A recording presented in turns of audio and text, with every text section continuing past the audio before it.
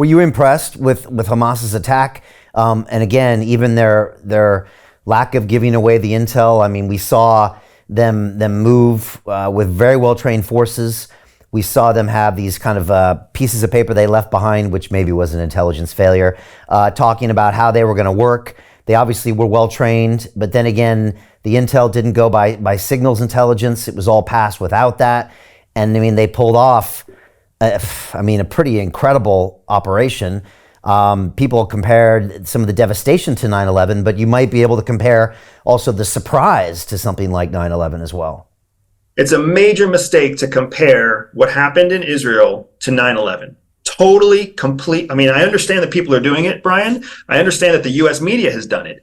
It is a travesty to even try to compare the two things together, right? The scenarios, the situations, the events were completely different. The scale of life lost was completely different. So you can't actually compare these two. It's very convenient to say it, especially when it's the United States. And the United States is so, the United States government is so blindly pro-Israel that it benefits them to say, oh, this is Israel's 9/11. And Israel understands that they can do the same thing to the United States. But they're two very, very different exercises. To get to your question, why, was I impressed with Hamas? Absolutely. Hamas came out of the gates on this one with a level of sophistication, coordination, and execution that was unlike anything that Israel had seen from them before.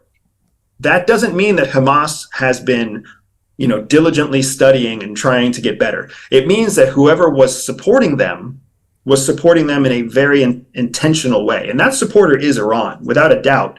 Iran supports Hamas and Hamas's work in Palestine against Israel for a number of different reasons. You know that Iran is involved because Hezbollah has also gotten involved and the Houthis have also gotten involved. And both of those in Yemen and in Lebanon, those are countries with extremist groups that are also supported by Iran.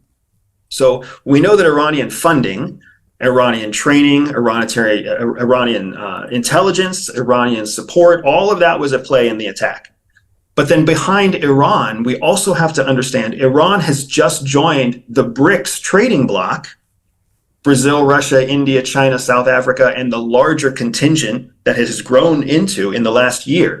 Iran just signed paperwork to join BRICS in August of this year. So that means not only do they have their own strong economic benefit of being the breadbasket of the Middle East, but now they also have borrowing power and trading relationships with all of the developing nations of the world that stand contrary to the United States. So we're very much seeing a continued escalation of this East versus West idea in this competition, this macro competition for economic power. Hamas is just a proxy. They're just a piece of a much larger puzzle that connects Iran to Hamas and connects BRICS to Iran and connects Russia and China and all of the major players that stand opposite to the United States. Man, it's scary how this is going. Iran said that they didn't have knowledge that this attack was happening on the 7th, and I, for some reason, believe them. Do you believe them? It doesn't mean they didn't fund it or help plan it, but do you think it's probably true that they didn't know the exact date, maybe from even an intelligence perspective? It's very possible that they wouldn't know the exact date because one of the things that's impressive about Hamas's attack is the way it was executed. Specifically, what I'm talking about is the tradecraft that they used to execute it. So you mentioned earlier, Brian, how there was no signals intelligence. In order for there to be signals intelligence, it means that there has to be some piece of critical information that's communicated over an electronic medium that creates a signal, whether that's a walkie-talkie, a radio, a cell phone, a text message.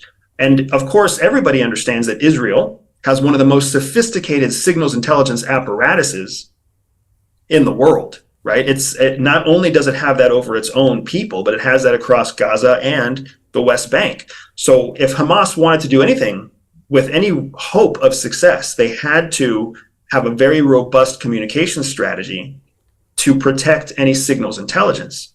Well, the best way to get around not getting caught is to simply not use signals.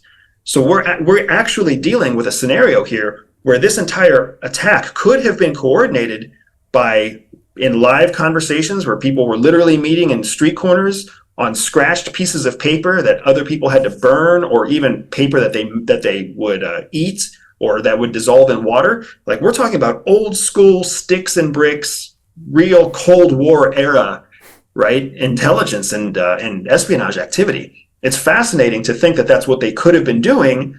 But then we also have to remember that, all across the world, we're seeing this turn back to old school traditional conflict and war fighting capability. They're digging trenches in Ukraine.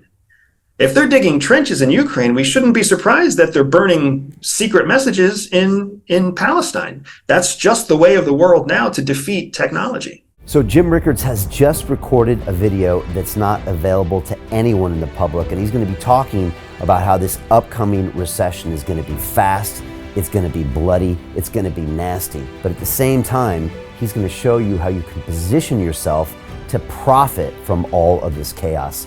Now, we've made this video only available to our viewers. Go to londonreal.tv/Jim.